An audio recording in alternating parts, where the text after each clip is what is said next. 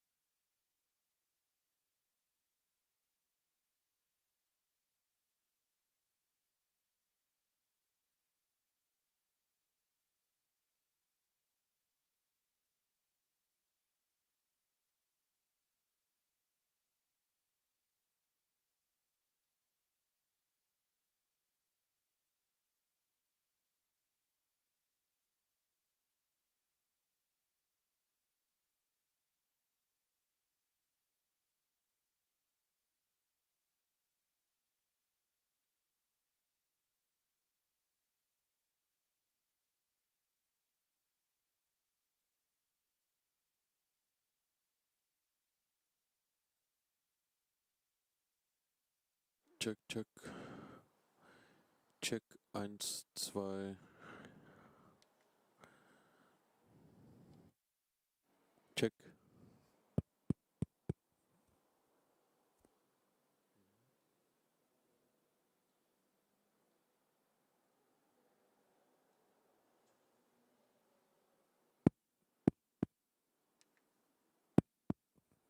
Check, check, check. 1, 2, 3, 4. Check.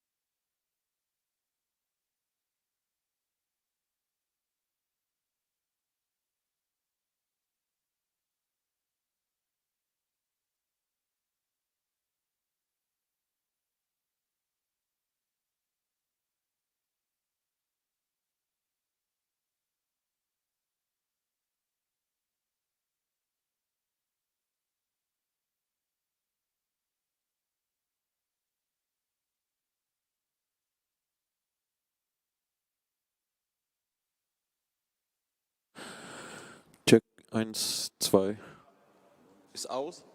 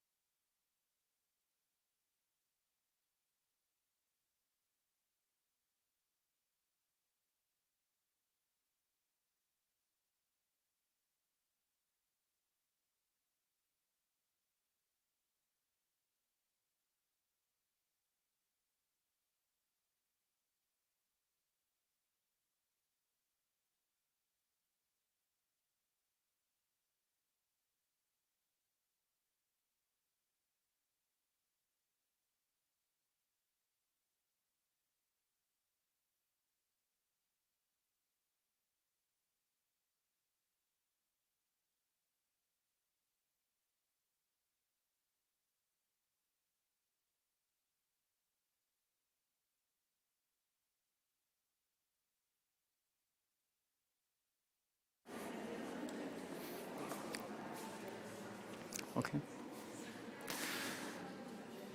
So, dear Minister, dear Ambassador, ladies and gentlemen, welcome everybody here in Berlin and as well on the screens at home. We have a YouTube channel, so hopefully many people are following us as well on the screens.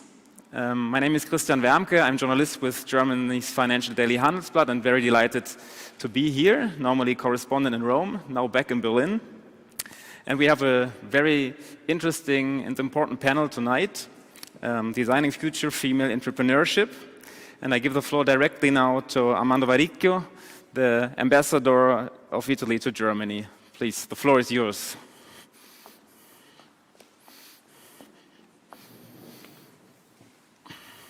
Thank you, Christian, and good evening, everybody. Welcome to the Italian Embassy. Madam Minister, thank you very much for taking the time to open our proceedings tonight. It's such a pleasure for me to host this event, which might not come to a more appropriate moment. Today we talk about the future. The future is to have an economy that turns sustainable and resilient thanks to the green technologies and growing women participation. We are talking about transition. We cannot refer to transition unless we have really clear in our mind the importance of our topic. This because societies and economies have progressively changed in the last few decades more favorably to women-supported inclusion. This is a fact. However, especially in the economic field, which is the core of our discussion tonight, during the pandemic crisis, we have witnessed worldwide female entrepreneurs facing severe difficulties and consequences. This fact suggests us the opportunity to explore today a topic which is increasingly felt and widespread in the discussions about economic and political systems, both in Italy and Germany. And that is women empowerment, the growth of their participation in civil and social activities, and the impact that women empowerment can have and should have on economic growth. Talking about female entrepreneurship in Italy, according to the last report of the Association of Chambers of Commerce, at the end of the first quarter of 2021, there were more than 1.3 million women-led companies in our country. Especially the new wave of female founders is more and more concentrated on sectors related to the green technologies. However, they count just for 1/5, and I say 1/5 of the production system, and are concentrated in specific sectors. They're not much digitalized, neither internationalized, but keen on investing in corporate social responsibility plans and initiatives. On the Italian situation, though, I would rather think that Madam Minister Bonetti will further elaborate. When it comes to Germany, the discussion about the role of women in the economy reemerged especially in the political discourse about managerial position of companies, but also of the public sector and of political parties. According to the periodic report of the Albright Foundation at the end of September 2020, only 10.1% of the members of the board of directors in the last 30 German companies listed on the stock exchange are women. And no large German company has a female management share of more than 30%. In Germany, while extremely successful examples of female entrepreneurship exist, women are sometimes partially underrepresented in some areas. So there is much that we have to do together. But we have also very good developments, and today we may celebrate together that the next Bundestag, actually the Bundestag just took office today and made its debut with a strengthened female presence, 1/3 of the elected officials, and also at this stop with the appointment of the new president, Bärbel Bass, and 4 out of 5 vice presidents are women. To sum up, female role in the economy represents a topic which is at the core of national, bilateral and multilateral effort to lead towards recovery. We all need female empowerment in the economic field because it positively affects us all. This is recognized by the National Recovery and Resilience Plan. Female empowerment will be a cornerstone of the current and future economic recovery. It is an extraordinary opportunity today, therefore, to meet outstanding personalities that constantly work for the progress of the role and support to women in all fields and represent successful entrepreneurial and managerial role models with their experience.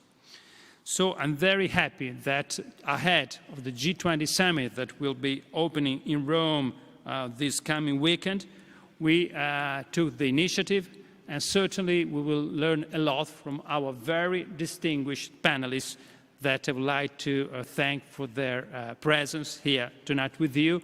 And with that, I wish you a very fruitful and interesting evening. Thank you.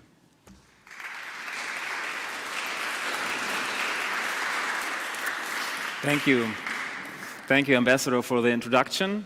And now I pass the word to Minister Elena Bonetti, who's Italian's Minister for Equal Opportunities in Family. Can you hear us, Minister Bonetti? Yes, I can. Perfect. The floor is yours.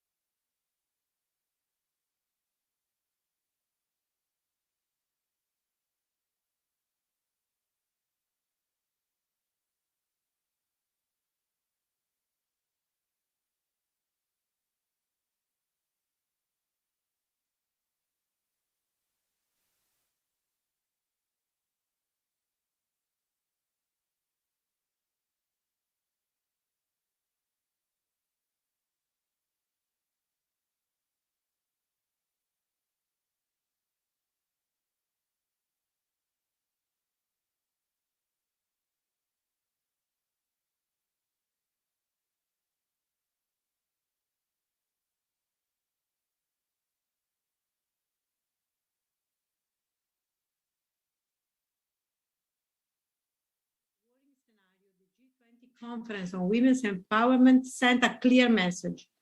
We must promote an inclusive and sustainable economic recovery, consistent with the UN SDGs defined the 2030 Agenda. This is our commitment at the national level and in the European community. We must provide effective tools for women to be protagonists in a sustainable and inclusive recovery. We must promote a positive change involving institutions and society as a whole. We must eliminate all the factors that undermine women's empowerment. There are still too many intolerable stereotypes. These stereotypes prevent women from expressing their full potential, from taking leadership positions in all sectors of our society. What's more, gender inequalities are also responsible for the persistence of gender-based violence. The conference highlighted the importance of full participation of women and girls in STEM fields and of the promotion of effective financial and digital literacy. These are all factors crucial to women's inclusion in the development of new technologies. Women are essential protagonists in energy and digital transition, the protection of the environment, and the fight against climate change. Women's economic empowerment is another essential point of the strategy. We must increase women's participation in the labor force and remove all barriers that limit women's life choices, forcing them to choose between family and work. Women must be free to pursue both motherhood and their career. To support this further, we are committed to reinforce political actions in the labor market aimed at closing not only the gender gap, but in particular the wage gap. We must remove all obstacles that effectively exclude women from leadership. This will only be achieved by providing strong support for women's participation, training, and entrepreneurship. The Italian government continues to play its part with conviction, not only at the international level, but also at the national level. The Italia Domani plan, approved as a part of the Next Generation EU, has recognized gender equality as a priority through a range of measures in all the plan. These include policies to support women in work, women's entrepreneurship, education, and training initiatives, an innovative plan for teaching STEM, and a new gender certification for businesses. Italy can finally count on a national strategy for gender equality to deliver an integrated approach to the promotion of equal opportunities. Through this first strategy, we aim to equip the country to face the challenges of the times to come. The strategy provides for the creation of a more equitable world of work as a whole, in terms of equal career opportunities, competitiveness, and flexibility. The promotion of women in enterprise is a key tool to finally recognize women's merit. At the same time, it is also a powerful tool for emancipation, empowering, driving the vision of a transformed and more balanced future. In the final chair statement of the conference in the G20, the conference in Santa Margherita, Ligure on women's empowerment, we envision a transformative agenda with a global vision. It is clear that for this agenda and vision, we need a high level of multilateral coordination. Today's event provides a forum to further this. We have the tools to give a new and further impetus to the international efforts to make women not only equal participants in building back better, but also leaders of a balanced, inclusive, and sustainable development and growth. This strength and energy must continue to guide our work as a part of a broader goal common to all of us. Together, as European countries, we can act towards this change. We must act, and so we will act. So thank you very much for this initiative and for your attention and comments.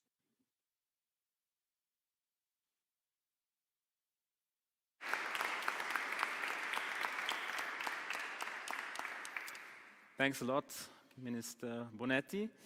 So you said we need high-level competence and coordination. I think tonight we have at least a high-level panel, and I would like to invite the 4 panelists to join me here upstairs.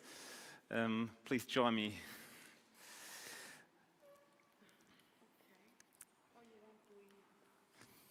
Take your seat as you like.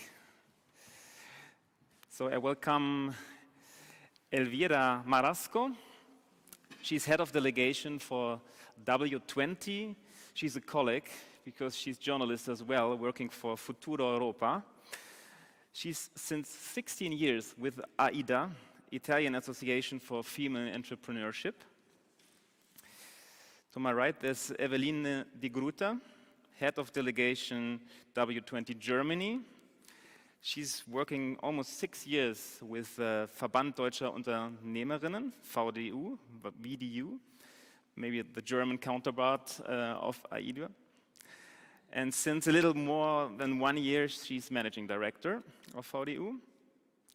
And she worked as well in the family-run hotel business. So there's a little bit of entrepreneurship, both sides, both worlds. And to my left, Martina Rogato, Sherpa W20, but part of the W20 since a couple of years, head of delegation in 2020 in Saudi Arabia, to everything in virtual, and part of delegation in Japan 1 year before. And Martina is a sustainability advisor and lecturing as well sustainability in Rome and Milan. And as well as on my left, Marie Christine Oghly. Since almost 5 years, she's world president of Femmes Chefs D'Entreprises Mondiales. But she has as well a long career as an entrepreneur. So already in the 90s, she founded a couple of companies. And since 2008, she's president till today from Enginesoft France, one of the leading technology transfer companies. I would like to start with Elvira. So maybe everybody here in the embassy is common with W20, but the ones that are following online on the stream, maybe you can give a small history of W20. How did it start? And Thank you. we have the microphones here on the table. Yeah. I don't know if I can do 2 things at the same time. We'll try. It's okay. It's working. I have to push something. Can you hear me if I... No, you can't. Okay, sorry. I don't know how it works. Normally there's a button or something, but it's... You cannot do anything. Unfortunately, I cannot borrow my microphone, so this will be... Oh, we take another one. Check. No. Yeah, it's on. Okay. Thank you. Okay? Thank you. Thank you. I'm really honored and happy to be here, really, really. I'm very happy also to see some friends like Evelyne and Marie Christine. She's the worldwide president. For us, is inspiring people, inspiring woman. She followed her because she did a wonderful career, the career that everybody would like to do. So I'm happy. Yes, W20 was a great challenge. Because when in Australia, the G20, they realized that women were not well represented. So they decided to have this engagement group dedicated to women. So Women 20 was born in 2015, in Turkey. I was there for a case for, I don't remember if it was something about FCM, I don't remember. And these friends from the group of association of Turkish entrepreneurs, they asked me, why don't you come and listen about this W20? We didn't know anything. We just went and we realized that something was starting. So we are in W20 from the beginning because AIDA is the first Italian entrepreneur association who was in W20 since the creation. And we went all over in the world to follow this job. And I can tell you that we grow a lot. Because now, since the establishment, after 7 summits, we can say that really we grow a lot. At the beginning, it was difficult to find how we want to talk together, because imagine 20 people, 20 women, 20 delegations from 20 countries with different culture, different habits, everything was different from, the beginning was not easy, but we found a solution. Why we found a solution? Because women, they are used to find solution every day. Since then, they wake up in the morning. So, Women 20, I'm sure that Evelyne, she agree with me that we grow a lot. And now we can do opinionists. We showed that the civil society is very important, and the institution cannot do anything without civil society, because every laws they want to approve, they want to decide for a better world, they have to listen to the civil society, because we know how things go day by day, since the morning. I don't want to talk. Sometimes people talk also about CEO, on people, on women that have big position. We talk to women, about women that every day they go out of house to lead a small company with 2 children to bring to school and something. Me, I'm a little bit old, so I don't have this problem anymore, but anyway, I remember very well. So Women 20 was a great challenge. What happens in Women 20? We decide to study how situation of women empowerment is, at what point it is.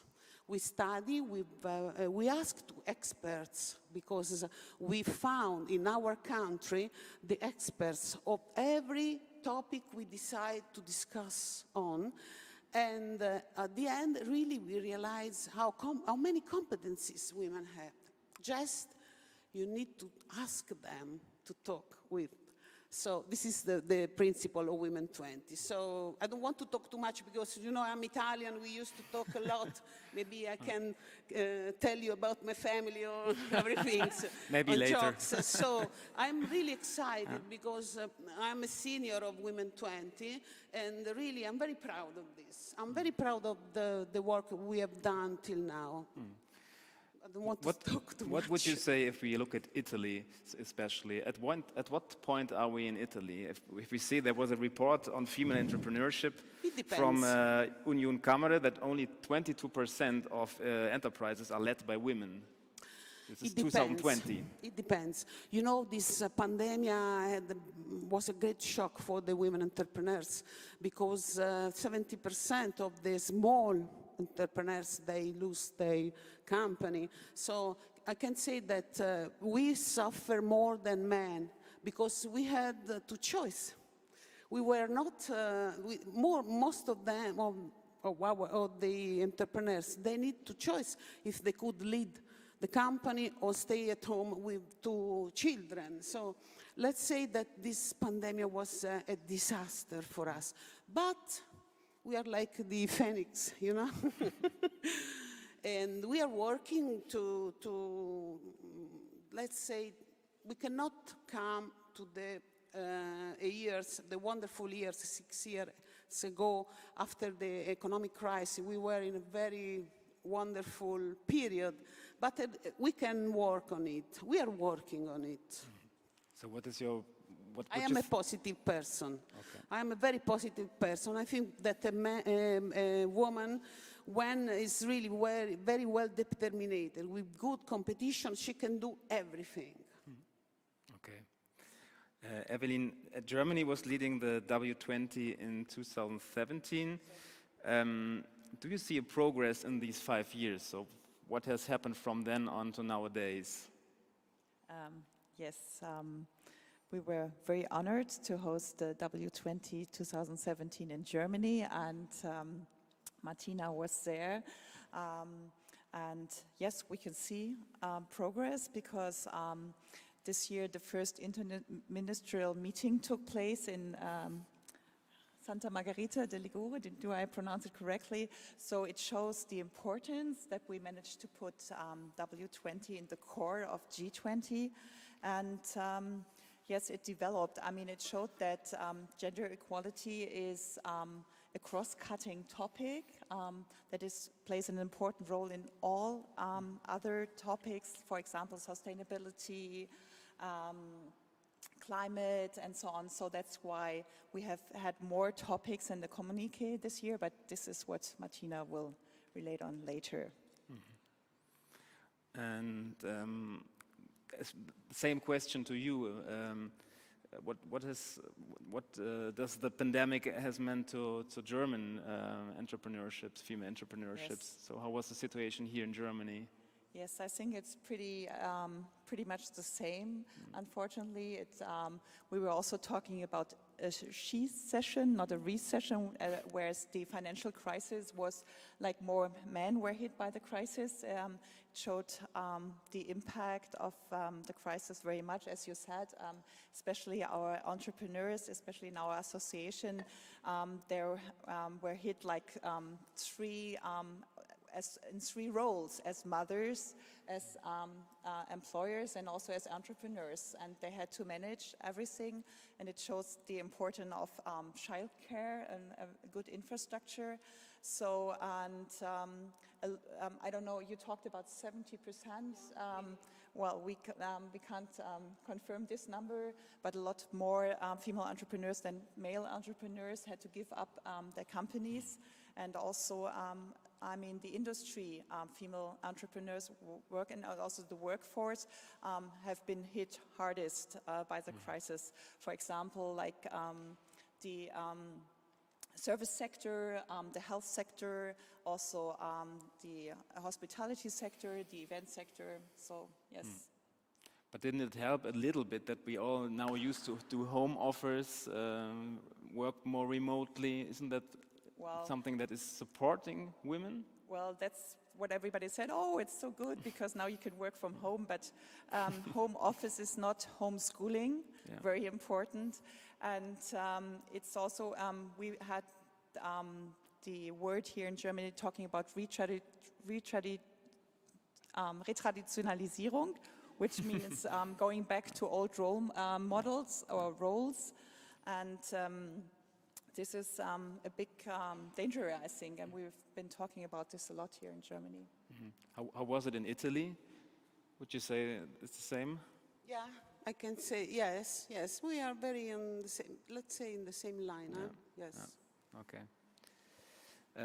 Martina, we already heard from the minister that this year was a very special year because for the first time there was this special meeting for female empowerment, a first meeting ever held from a G20 presidency on this topic. Is this for you a turning point? Thank you so much. Right.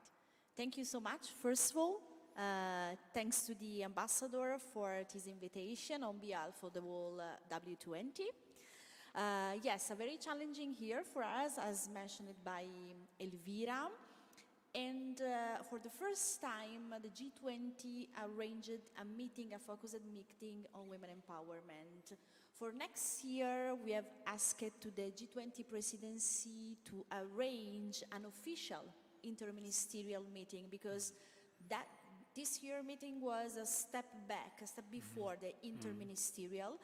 And this is a spoiler I can share with you because a few days before the G20, many things are happening now. The Civil 20, the other engagement group focused on civil society, different topics, is proposing today to the W20, to the Health 20 and the Business 20 to level up and ask to the G20 next presidency to not arrange an interministerial meeting on women empowerment, but on gender equality. So level up the topic. And at the same time to officially introduce a track on gender equality among the G20 Sherpas. So very important and challenging days before the G20 summit. But I'm proud to share that we are 102 delegates in 20 countries, and altogether we achieved this goal of asking something more and having an more or less ministerial meeting. But what we know is that the next presidency, the Indonesian one, has promised as an official interministerial meeting. So lights will be very focused on gender equality, and we are very happy also that, let's say that gender was very mainstreamed in our presidency. Another remarkable goal we achieved all together is that there was a meeting in Catania last June in order to discuss about Brisbane goals, so how to reduce by 25% the gender gap. By the deadline is the 2025. And the ministers of labor of the G20 country accepted the W20 proposal of measuring the gender gap, also considering the female occupation increase. It seems to be crazy and strange, but before 2021, nobody considered the specific indicator all alone. So it hasn't been measured before. Yeah.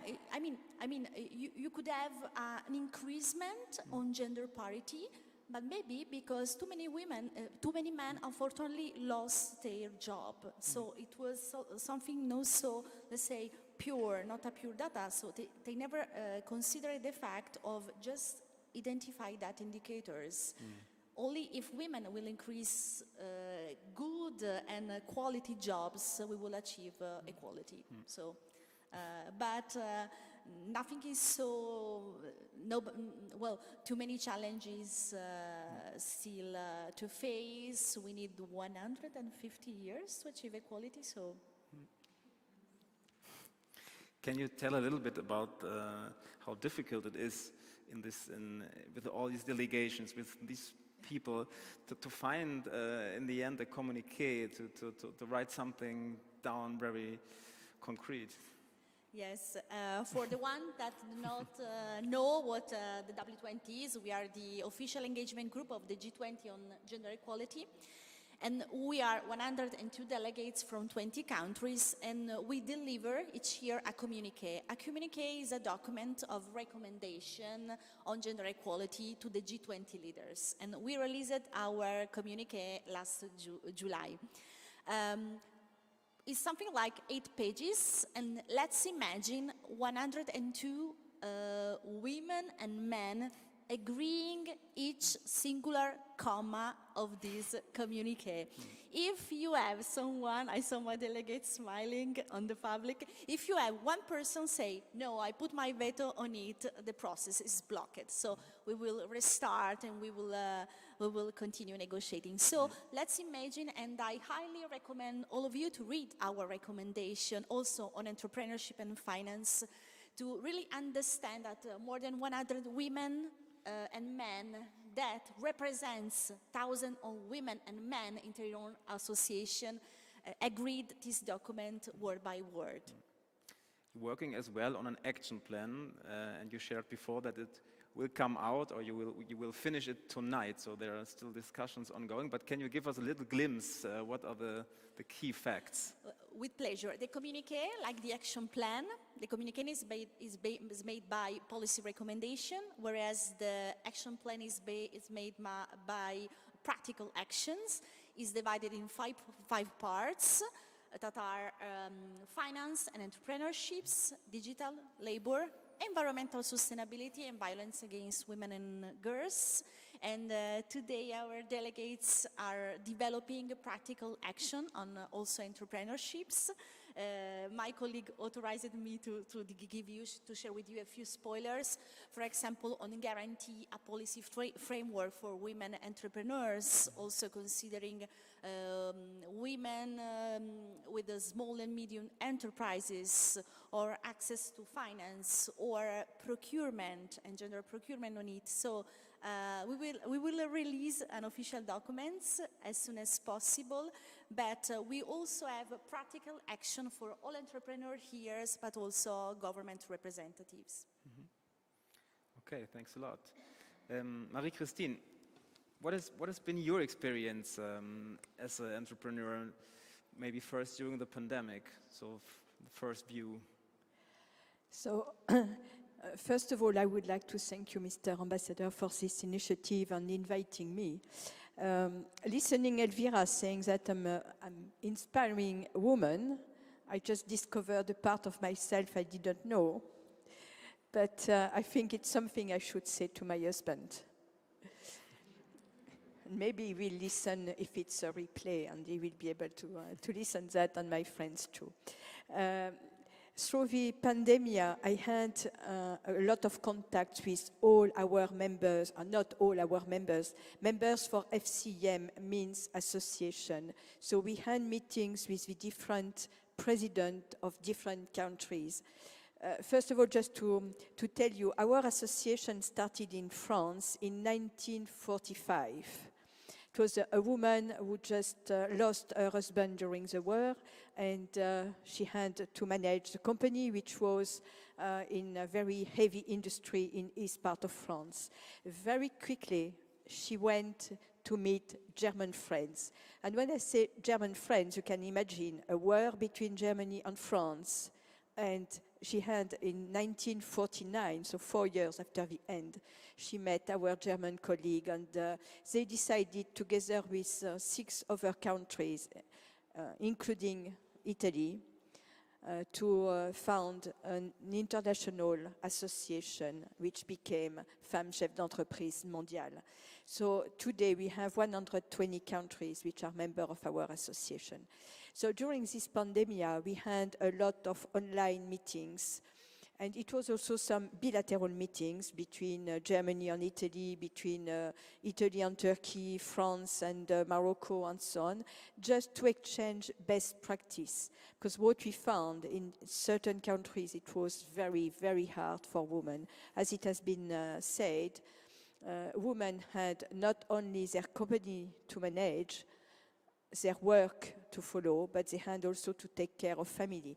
And during that pandemic, it was becoming much more harder because they had also to stay home, to look after children, to educate children during that period. Very often it was women who had to do it.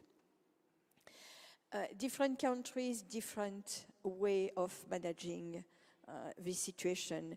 And I have to say, in France, we have been extremely lucky, because our government, immediately, we had problems as everyone in the world. We had masks problem, we had hydroalcoholic gel problems. But on economic point of view, we have been very lucky because all companies has been supported, small and large.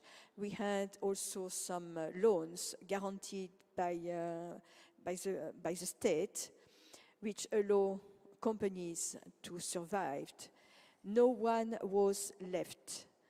Everyone had the opportunity to get something to live, to continue to live, to continue to work, and it avoid to have a lot of company being receivership and just closing. Also, we had for our employees the possibility to do what we call partial unemployment, which means people are not working but were paid, almost 100%. Also, that was saving a lot of people. So those best practice, when I had contact with the other countries, I was sharing it with them. Because some of them, like Russia, Czech Republic, they were calling me, and also Madagascar and so on, saying, we don't have any help in our country. Peru or Mexico, they said the same. And they said, could you give us some advice? Could you tell us what are your best practice we can use in our own country? And in France, in particular, our association helped all the members who had difficulties. Also, we were collecting all the information, giving them access at all the measures which were set in place. So it was a very challenging time for everyone, but I think we will learn from that. We will learn a lot. As I already said in the introduction, you founded your first company in the 90s. Maybe this was a challenging time as well for a woman founding a company. Can you tell us something about this and maybe what has changed since then?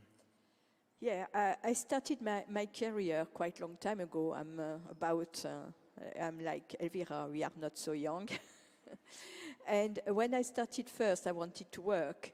And I was told at that time it was still possible to say, you are a woman, you know, it's a problem because you will be pregnant and you cannot get that job. It's not possible for you because you are a woman. I was just shocked. I didn't imagine it would be like that. After 4 years, I founded my first company. And I'm working in men world. I'm doing fluid mechanics. In fluid mechanics, you have the word mechanics. That means for a lot of people and a lot of women mainly, that means it's something for men. It's not for women. It's all of them are engineers. And I was and I'm still the only woman in that field in France. I mean. But I saw some improvement, of course. Now I don't have any more to do my proof, but maybe because I'm older. I was young, I was a woman. Now I'm not young anymore, I'm still a woman.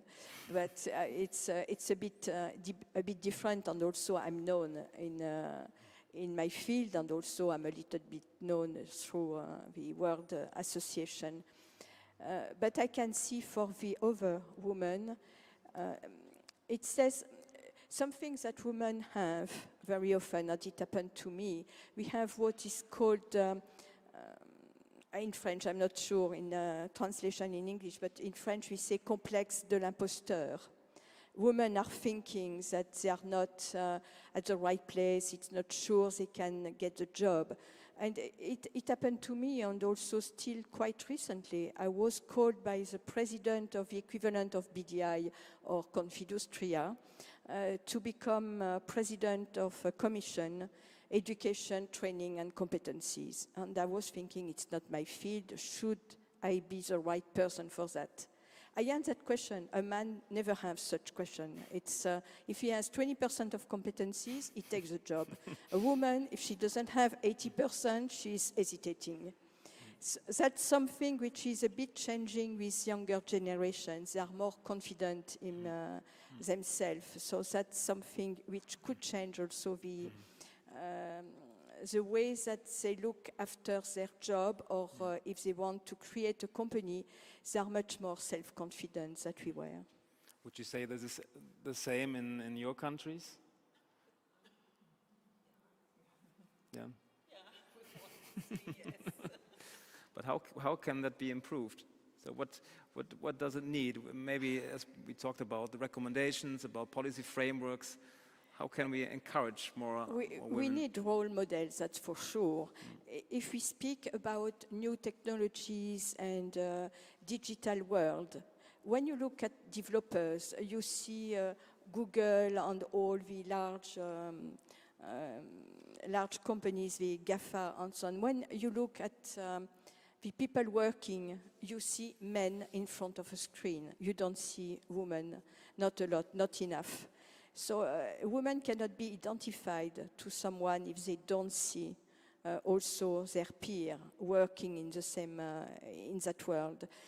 And also the only way I think it's to go to school and speak with girls, but when they are still little girl, because quite often you can see managers or company owner going into schools, but when you are about 16, 17, but it's already too late.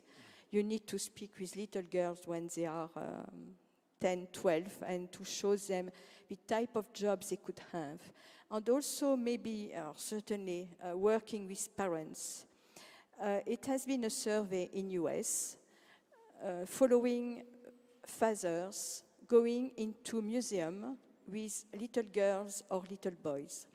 And they found fathers talking to a little girl who was just describing. When they were talking to a little boy, they were really analyzing, explaining. That's making a difference. When you analyze, when you explain, you give the test also of maybe going more for scientific area.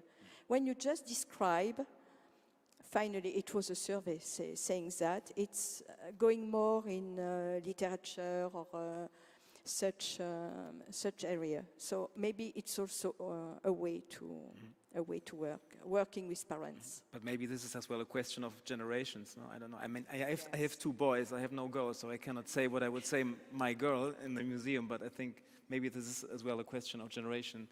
But it's coming from men. If it's only women talking to women, very often when it's an event, it's women talking to women. We need to talk to men, because if they are not convinced, we need to convince them that a woman has the same value, has the same strength as a man, and so we need to talk with men. And it's great, I discovered today that France at W20, I'm not part of W20, I don't know how you become part of, but France is represented by a man. You talked about role models. Do we have enough role models in Italy, Elvira, or is this missing? This is missing. It's open, yes. Now we have role models. We have a lot. I can tell you that we have one women entrepreneurs here present now in the audience. And she's a role model for a lot of people, because she decided, when the word sustainability was a word to translate, because nobody knows about what is sustainability 20 years ago, to change their company and became a sustainability company, sustainable company. And she's Margherita Franzoni. She's here. She's the owner of a company who put in the bottled water. I don't know how do you say in English.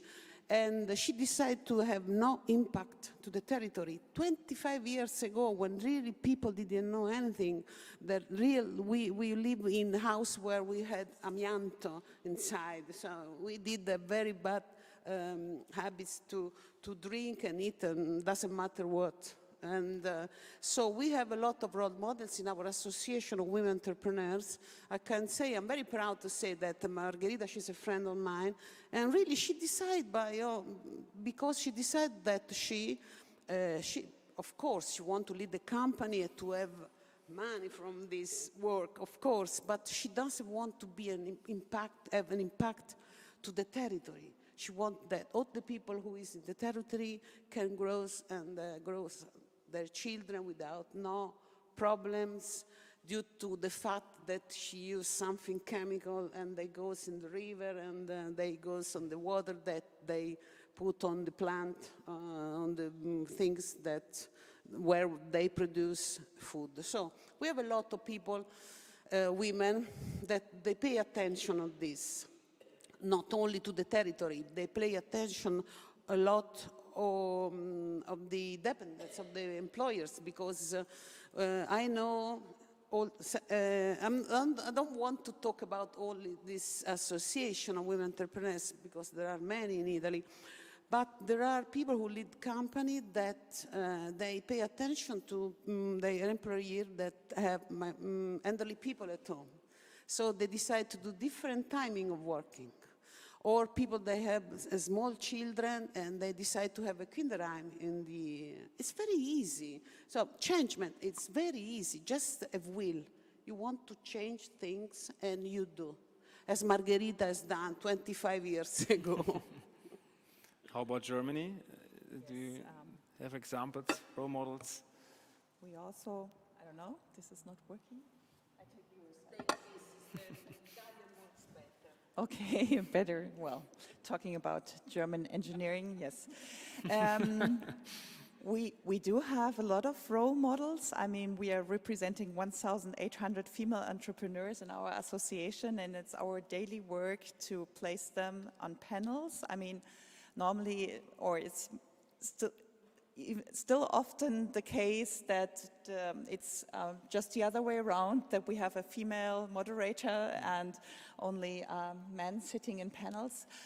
So that's what I want to say. I mean, we do have role models, but they're not really visible, and we have to make them visible. This is very important. And talking about the crisis, I mean, all the experts, there were so many men on the boards talking about like closing down schools or how to handle the crisis. And it's really important to get more women also in politics. I mean, we talked about the numbers. It's like the Bundestag is a little more female now than before, but still representation is not equal at all. And also in the public sector, and also, yes, in companies, in the DAX companies. You mentioned it, Mr. Ambassador, Your Excellency. It's not really represented. It's only 13% on the DAX companies. And I mean, these quota regulations we have since years, and nothing has improved. So what can we do? Well, yes, I mean, it's quota can only be one instrument. I mean, it has to come through the companies, through society. I mean, there has to be a cultural change. And yes, we all have to work on, because it makes our society more equal and more successful, yes. Mm-hmm. What are the incentives in Germany for female entrepreneurship and maybe startup founders to push this topic? Well, yes, I mean, I've been invited, I think, I don't know, it was 4 years ago, Marie Teresa, we had a very fantastic event here in the embassy. It was a female pitch night organized by the Italian Chamber of Commerce. And it was about bringing together female entrepreneurs with investors, which is, I think Martina can tell more about the access to finance maybe later from the communique. It's really important to get more female investors on board, and maybe also to install public funds for female entrepreneurs. And yes, I think that's what we also do in our association. Like networking is one of the most important things, and we have a female investors network, like to bring together female entrepreneurs with also female investors. Mm-hmm. Maybe Martina, you would like to add maybe that. I would like to reply to your first question around role modeling, if it's okay. Yeah. Yeah. Sure.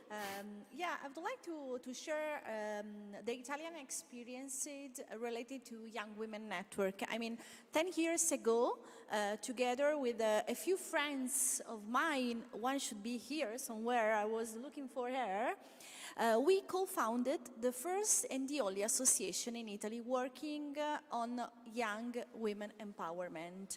And we realized that this is going to be the 7th year, a program called Inspiring Mentor. We matched in a one-to-one relation 220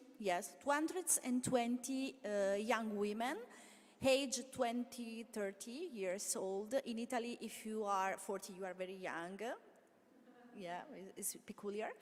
So we matched 220 mentee with 200 female mentor with senior experience.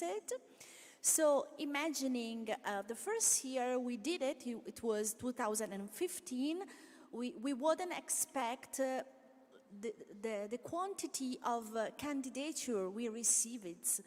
Imagining how many top managers, directors of also female middle managers happy to share their own experiences in terms of personal and also professional life. So it's full of role models. Maybe they even don't know because they are victim of the imposter syndrome, but it's full of role model. And thanks to this program, we matched, we were something like 450 persons, mentee and mentors know each other's in a one-to-one relations of from 6 to 8 months. And after years of programs, these senior ladies told us, oh, thank you so much, we have discovered something new about our personal life. We rediscover ourselves as a role model. And this is very important. And last but not least, do not underestimate the importance of reverse mentoring. I mean, also, let's say, young generation of millennial or Gen Z could share with senior mentor also their skills on digital and support them on new entrepreneurial challenges or on sustainability. Not all the Italian entrepreneurs are like Margherita, a real pioneer of sustainability. So do not forget the reverse mentoring. But are you monitoring how many of these mentees became entrepreneurs after this? Yeah, we realized it thanks to a UK society. We did, the name is Social Return on Investment. So we calculate the finance investment of this program and all the outputs created both on mentors and on mentees. Okay. And we talked about financial programs. Do you see best practices in other countries of the G20? In terms of equality, where the northern countries are always the best. We are trying to be inspired by them. So hoping to also achieve that goals, that commitment. Italy, I'm not the entrepreneurial tech. I'm more I'm the sustainable girl. They are the experts on entrepreneurship. But what we saw, there are too many small and medium female entrepreneurs in Italy, and often, correct me if I'm wrong, they choose this path because managing a personal and professional life is too challenging, not because there is a strong sense of entrepreneurial skills. So it's just a necessity, it's a need, being independent because they could better balance. So obviously is not always like this, but it is very important to notice. For example, I'm an independent consultant. I'm trying to become an entrepreneur because I used to work in sustainability 20 hours per day. This was very unsustainable for my health. So I decided to quit my job and be a self-entrepreneur. So. Are there in your country's latest law proposals in this field, maybe as well as Minister Bonetti already mentioned, to support women? So we look at really legal framework policies that are coming hopefully in the next months or years. This is the right. Yes. Minister Bonetti, she's a very smart person. We really love to work with her, and she was always very close to us. Regarding not only the entrepreneurial sector, but you know that they adopt now the Chamber of Deputies to reduce the pay gap. It seems that next time, at the end of November, we will have, because now we have to pass to the Senate, the Republic, we will have equal pay in Italy. Till now we don't have. This is a big goal. This is something that really Minister Bonetti, she really pushed a lot for this. So let's say that step by step we are arriving at a level which is a little bit better, not like the northern of Europe, like Martina said, but I think we are on the good way. No, we are working hard, and I think next generation. I'm talking about our children. They will have a different society than the one I found when I was their age. Because I am a positive person, I remember. Evelyne, what are you expecting from the next Bundesregierung, from the next government? You're talking with me? Evelyne. Well, we are following the working groups very closely in the moment, and we have a lot of expectations because we have a change of government as well. And we have in the just before the end of the government of Angela Merkel, they had the law about quotas, and also we have some decisions about childcare, which is very positive, and we hope that they pick up those things and it will continue. And I can fully, that's what I wanted to say, fully support what Martina said. We did a study, I think it was in 2016 or 17, about the main motivators of getting self-employed, and it was all about the lack of childcare and how to handle it and to work more independently, and yes. How is it in France? I mean, childcare is not like in the northern countries, not like in Scandinavia, but I think it's better than in Italy and Germany. Yes, also because maybe we have quotas for boards. Since 2017, it is compulsory to have minimum 40% of women on boards. Not 50, because 50-50, it's not a good number, but 40. It's necessary to have minimum of 30% of one minority to get them, to give them the power to speak and to give them enough visibility. At the moment, it's a discussion at our parliament was done. Now it's in Senate about a new law, not for boards, but for internal steerings, like executive steering or director board. And that law will, if it's coming in life, will be compulsory for company to have these boards also with gender equality. So, of course, it will give some time, because you cannot, it's different than a board. You can change administrator, but inside the company, you cannot fire a financial director to place a woman instead of him. So it will take some time, but it's a law which is discussed at the moment. And we have also what's called Gender Equality Index, with ambassadors. I'm one of the ambassadors for it, and it's encouraging all companies to recruit women with, of course, equal pay, and it's giving some index, so you follow different criteria, and if a company is filling all criteria, they got 100. If they follow only half, it's 50 and so on. But below 80, it is some sanction, financial, and could be also legal sanction for managing directors or president of companies. But talking about Europe and northern countries, I was surprised a few weeks ago. I was in Finland. We always talk about gender equality in those countries. And in Finland, they were telling us it's not true in Finland, and it's not true in Denmark as well.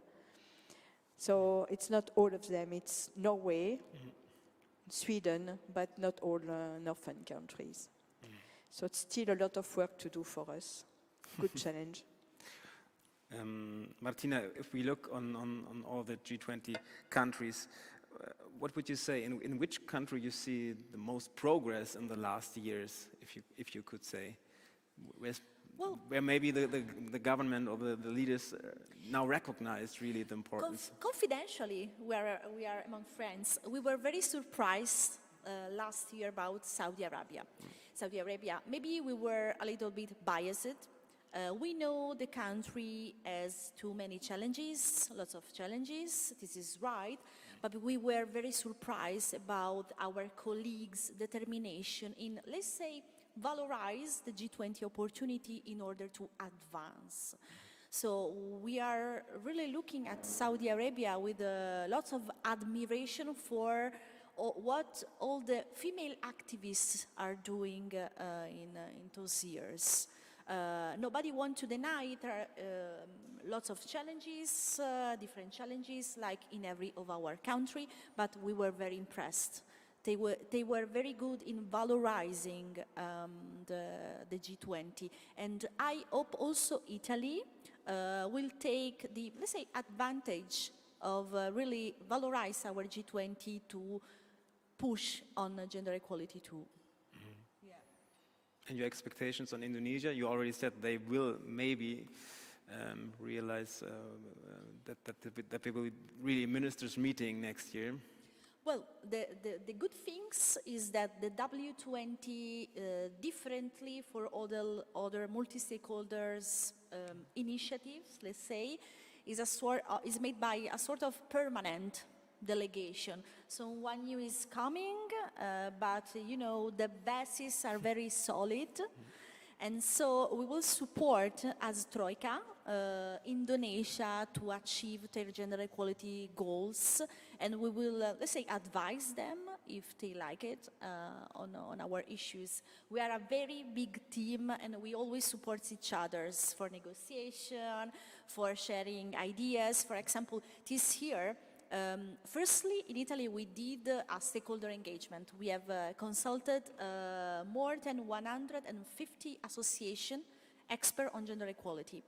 Then we nominated a few coordinators, one for each topic area of the W20, one from US, one from India, one from South Africa, and so on. And so one representative of each country, a different country from Italy, lead a specific topic. So it's a really teamwork. So we will continue our teamwork also for the following years, and we hope, but they already promised it, we will have something more and an official interministerial meeting.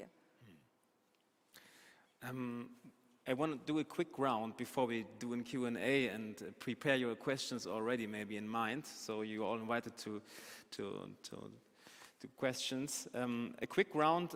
What is the one recommendation for the G20 Leaders Summit on the next weekend? One short recommendation that would you say this is for you the most important one? We start with Elvira. I think they must listen to the civil society. That was very short, Evelyne? thank you.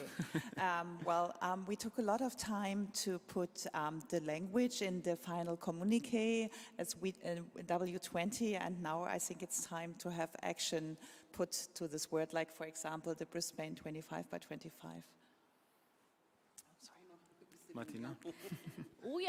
This is the big news, is that we are not, as women, a minority. So they should consider us as the majority of the world population. So we will be, in fact, a mainstream topic. Marie Christine? During a long time, I've been against quotas because I was thinking it was not putting women in their right position. But I will encourage quotas because it's the only way to change things. Otherwise, it will take more than 100 years before to change. But in Germany it didn't work. Why does it work in France? Is it more strict? More strict and sanctioned. Okay, thank you so far. I would like to invite you now to tell your questions. I have some questions here. Yes, please. Do we have the microphone? Perfect.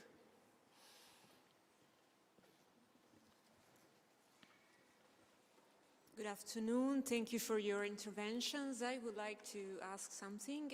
Actually, I read some interesting facts about startups. Actually, I read that in Italy, but also in Germany, for instance, there are a lot of startups led by women, young women especially. But at the same time, I read that it is some kinds of difficult for young women to begin with these adventures. So I would like to know, if possible, if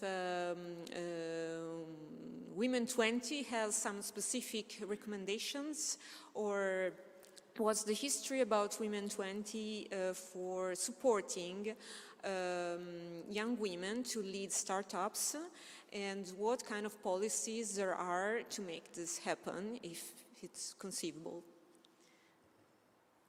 Who wants to answer? Thank you.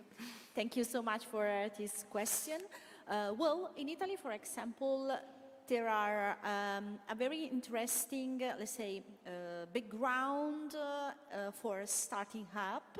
There are too many, no, a lot of women startup, young women startups. The fact is that the scaling up is, and the economical sustainability in the long term is the issue of those startups. And we, as Women 20, we introduced it for the first time, the focus on women. If you read our recommendation, we always mention women and girls, and was the first time in the history of the W20. But concerning your specific question, I think the key is the partnership profit, no profit. For example, in Italy, we have very good practices. We didn't have the solution in W20, sorry, but I will share my own experience. In Fondazione Cariplo has launched an hub, an innovation hub that is called Cariplo Factory. And what they do is to, let's say, mixed young entrepreneurs and startuppers together with big companies. From one end, you will have the creativity of the youngest. To the other hand, you will have the economical sustainability and sustainability of the big entrepreneurs. So the mixture, the mélange, connection, the partnership between profit and no profit, or public and private, could be a good opportunity for create long-term resilient and sustainability for startuppers. Are there similar programs maybe in Italy or I in just Germany? want to add one thing sure. about the startup. We, as Association of Women Entrepreneurs, we ask ourselves, when a startup finishes to be a startup and becomes something else? Because to be in a startup is very easy. Then it's a little bit different, because what we decide to do, to try to teach to these, especially young women, of course, to lead their company after the first period of the life of this company. How with our, like Martina, she did with her association, we did the old people of the association that now they are no more, they are retired. They decide to help these young companies for the second step of their startup for the next 5 years of their life for free, and doing some meeting where maybe they can ask everything about how the company is evolving. You know, this is a very successful project, very easy to do. They don't need money and nothing, just a place where to meet people, very easy. Yes, I think mentorship is a very important theme. We heard about it already, and it's taking place, especially in our association, every day, because we have female entrepreneurs in 3 generations now in our association. But I think we have to go one step back, and starting already in schools, as Marie Christine mentioned, because, I mean, if you look at school books, entrepreneurship is almost never mentioned as an option, and we should place already at young girls and also young boys to take entrepreneurship as an option, because here in Germany, employment is a very secure option. A lot of young people dream about working for the state or working for big companies, and entrepreneurship is sometimes regarded as something, a hard way. And so it's important to already go to young girls, and also maybe to introduce a structure of more courage, and startup is also about failing. This failing attitude. I mean, it's hard here in Germany. Like, for example, in the US, you have fuck-up nights or something, talking about your missed successes, and this is also important, I think, to spread. And yes, installing female accelerators. We are working together with some female accelerators, and also coming back to this topic, access to finance, which is often much harder for women than for men. There was a question, right.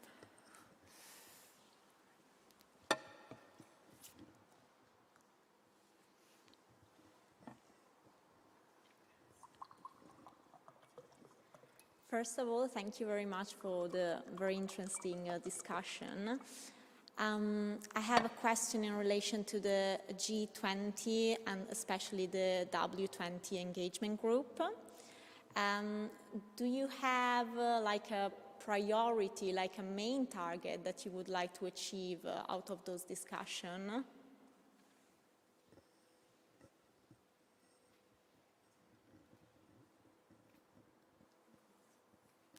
Would you like? Thank you so much for your question. You mean our main targets? Our goal is equality, so reduce the gap, accelerating the 25% reduction of the gap. Then each year we decide our, let's say, areas of intervention. And for this year we confirmed labor, digital and finance. Together we added for the first time as main priority violence against women and girls and environmental sustainability. So too many recommendations, to be honest, 5 main priorities, but our goal to achieve is the equality. Yeah. Yes, please.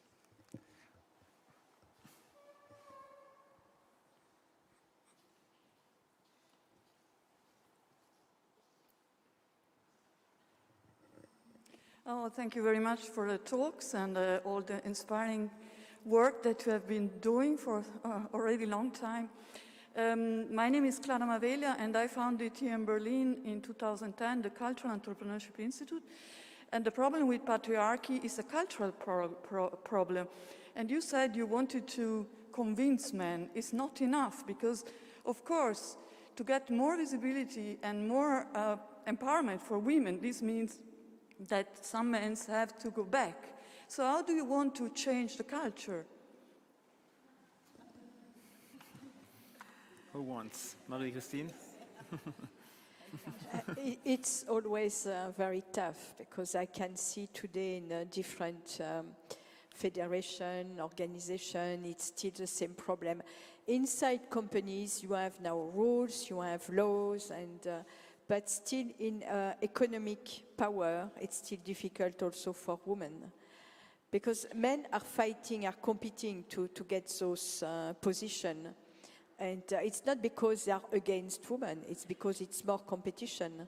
So it's also why they don't encourage, and I'm sorry for men who are there, but I'm sure you are convinced. So it's why I can say that in front of you.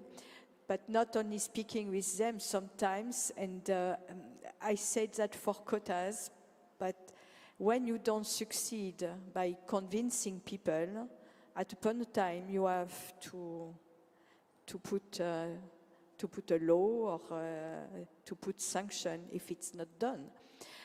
I was talking about MEDEF. In MEDEF Executive Board, we are 47 members. We are I think now 7 women, so it's still very low. And the answer is very often, okay, but members are federation or are MEDEF, regional MEDEF, and they are electing people. Yes, okay, president are men, but maybe it's a woman who is vice president in that case. If it's compulsory to have 50% women, it can be not the president, but the vice president. Some unions, also we have problem with unions, it's the same, representation, it's also less women, but they decided to put it compulsory. It's, they cannot avoid to have equality in certain organizations. So I think one day, I'm not the type of person who want to put sanctions. I'm quite liberal and democratic and so on. But when you don't succeed of talking, convincing, at one day you have to take some decision. There was another question. Yep. Hello. Thank you, Ambassador, for the invitation. I come from the Embassy of Slovenia, the current EU presidency of the Council of the EU. I would just like to add a few comments and then maybe a few questions. Gender equality is an important priority of the Slovenian foreign policy, and women's empowerment is a cross-cutting theme of our development cooperation. And it is important for Slovenia, as the current presidency, to act in the spirit of an honest broker, while still including this important topic of gender equality on the agenda of the working groups. And it is recognized that while entrepreneurship is considered as a key element for women's economic empowerment, women are, as the ambassador rightly mentioned, partially still underrepresented among entrepreneurs in many countries. My question would be, what is your opinion? What are the biggest obstacles from a donor's point of view when it comes to this? And how are you addressing the way of current crisis, the current pandemic, is affecting women entrepreneurs? What would be the features of a gender-sensitive entrepreneurship policy response to the COVID-19 crisis? And entrepreneurs are well placed to lead change in society. We are wondering, when do you see the added value of women entrepreneurs in this? And one of the primary social influences that may alter the effectiveness of a project is gender. And how does gender mainstreaming and integration enhance development effectiveness? You may not answer all the questions, but that are just a few thoughts that we are considering and thinking about. Thank you for your attention. Thank you. Who wants to start? I did not understand very well, I can tell you the truth. How is the deep question? I did not understand about women entrepreneurship. Sorry, I didn't quite hear you well. There were several questions, but your most important question. The most important question. Well, maybe due to the current pandemic, how are you addressing the way of current crisis in affecting women entrepreneurs? And what would be the features of a gender-sensitive entrepreneurship policy response to the COVID crisis? I think this is one of the the topic that everybody is interested in. Thank you. We talked till now about how will be the future of the entrepreneurship. We know that the pandemic was a big problem for all of us, but I think also the recommendation that we put in our communique and that we gave to the G20, they will help us to get over this terrible period. I think nobody of us has the possibility to see really how the future will be. It depends on a lot of things, not only from the G20 issue, but I think that maybe I am too positive. I told these things 3 times. I will become pessimist in the next 3 days. I think that there is no really deep recommendation we could do, because we can say a lot of words.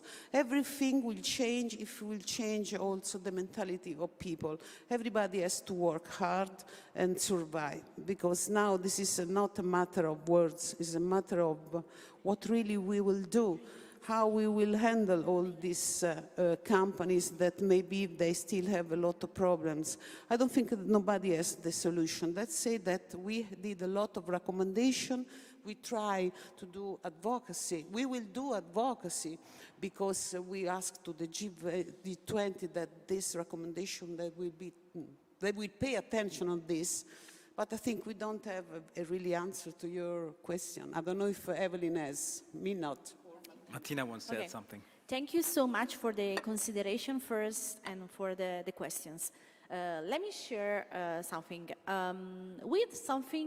In December 2020, just in Italy, 99,000 of women lost their job, despite the prohibition of the Italian government of licenziare,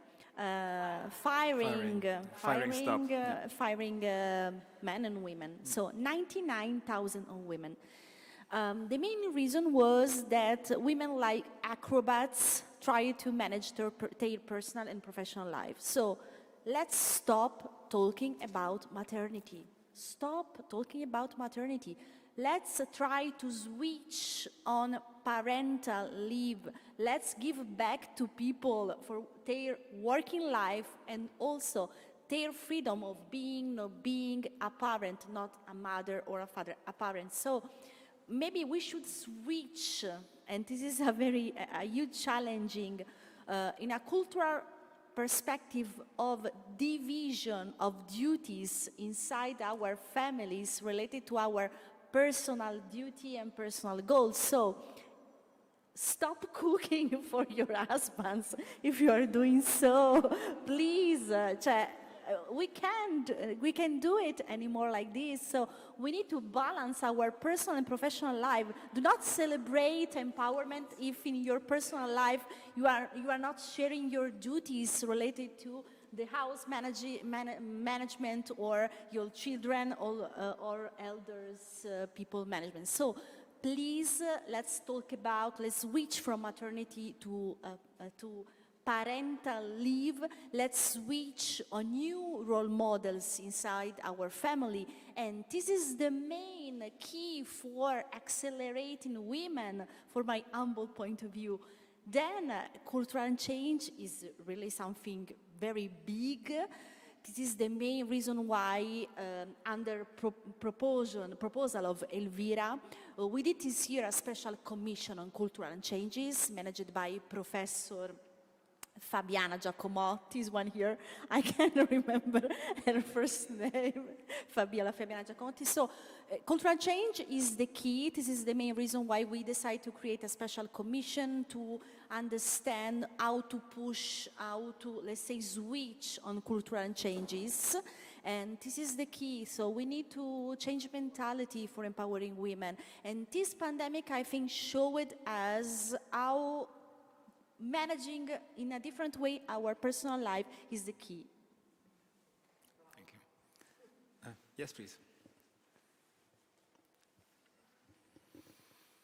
Thank you so much for this statement, because I think we only can achieve in our claims if we reduce the weekly hours of work for men and women. And only then we may be able to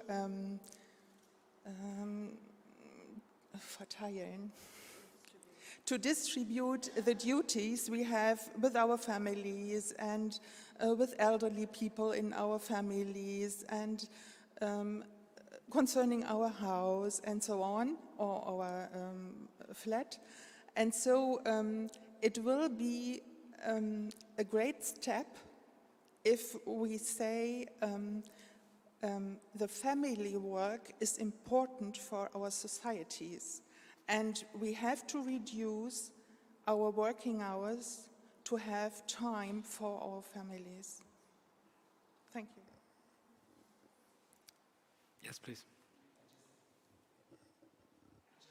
Very brief question. I'm Martin Hoppe from German Ministry for Federal Ministry for Development Cooperation. I work on food security and global food policies, and I'm actually in charge of G7 and G20 formats. I'm wondering, why is it W20? Is there, I'm just not aware, is there W7, or why is there not?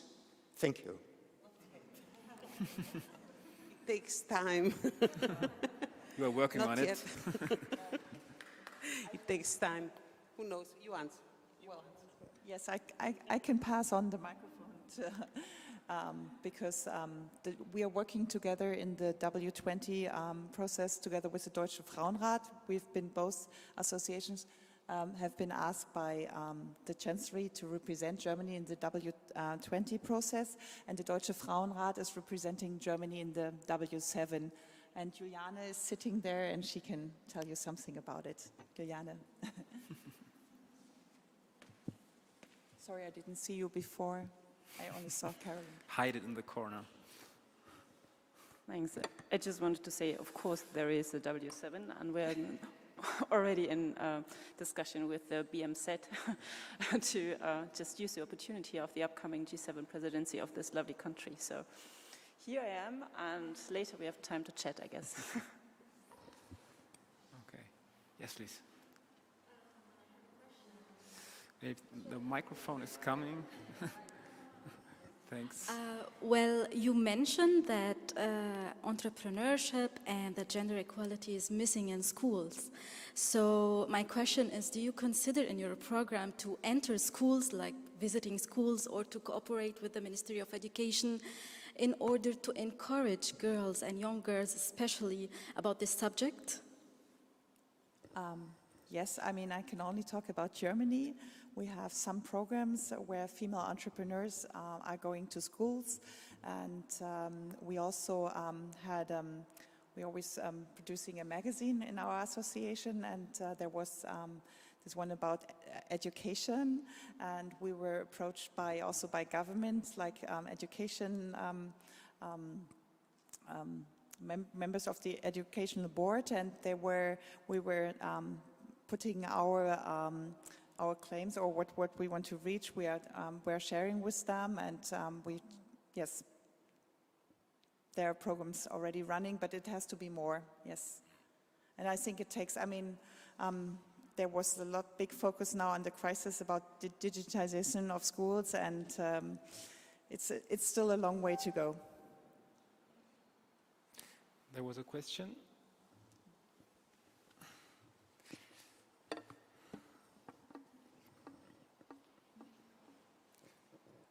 Hello again, just one question. It is crucial for entrepreneurs and startups, the digital world, social media and everything, from a website and everything.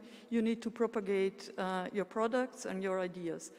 And we know that hate speech is to 90% a problem of women on the net, on the internet and so on. What are you doing in this topic? Thank you so much. In our digital area, we are asking for, firstly, digital infrastructures to guarantee access to the internet. Then we are asking for focused trainings for all women and also girls.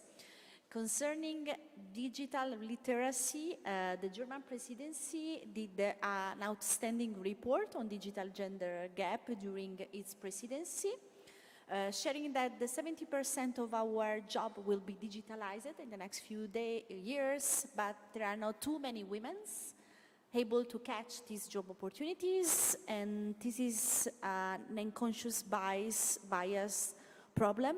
I mean, girls continue thinking they are not good in math.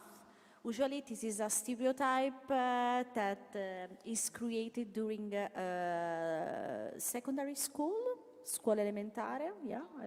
Primary school, pardon. During primary school. So also we asked to work on bias, overpassing bias, sharing role modeling, and also to be back on the previous question, also connected with our Cultural Change Commission is creating a report for Italy, 100 women missing in school books, in order to share role models for all younger, including also STEM role model. So role modeling is also an important bias. And finally, we are also asking for an artificial intelligence that is the future for different sectors that do not discriminate women. Mm-hmm. Thank you. One last question, the seat neighbor. Good evening. I would like to thank a lot to His Excellency, Mr. Ambassador, and to Embassy of Italy to Berlin for organizing such inspirational event, and of course to all the participants for sharing such a valuable and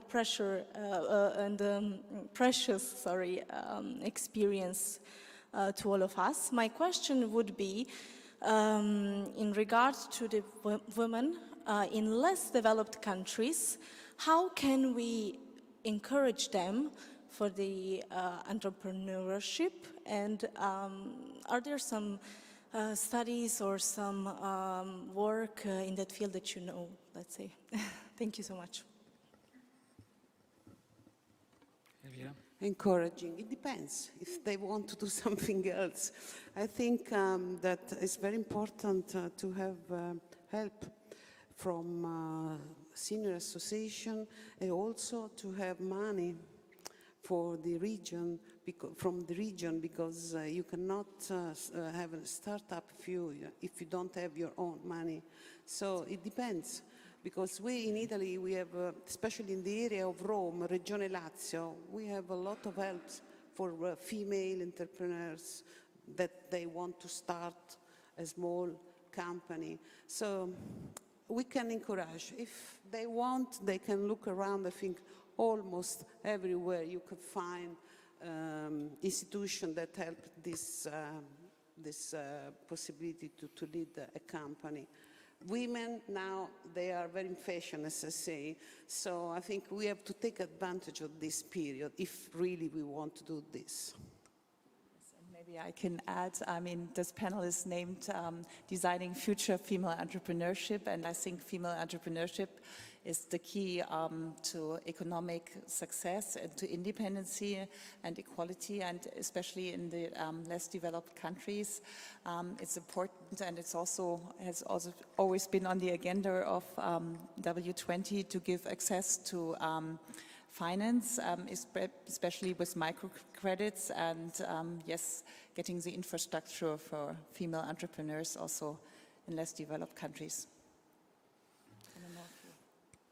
Yeah, and also developing country has launched last 20 in order to find common solution, joint recommendation.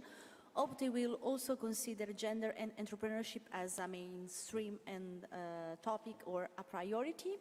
And concerning access to finance, what we have realized that there is a huge importance of support women on being economically independent and on financing female entrepreneurs. So we are stressing a lot this on our communique. But as you may imagine, we are just focused on G20 countries. So too many countries are missing, but hopefully occasion like that one or other occasion. We went to Russia 2 weeks ago, and we had the opportunity of talking with different governments from developing countries, lots of ambassadors, to share practices, hoping to support each other in this joint path. Great. Unfortunately, we are running out of time a little bit, so to sum it up, we are very it would be very interesting what comes out of your action plans. So I'm very curious. We are also very curious what the Leaders Summit on the weekend in Rome will consider from your recommendations in the final communique as well. I think after this discussion, we see we are still on a long way, but we are on the way. And maybe this is my conclusion. I thank you all for having you here, for the great discussion. Thanks to the panelists, thanks to you in the audience for your questions. Thanks for everybody who was following us online. And yeah, you all have a nice evening and goodbye. Thank you.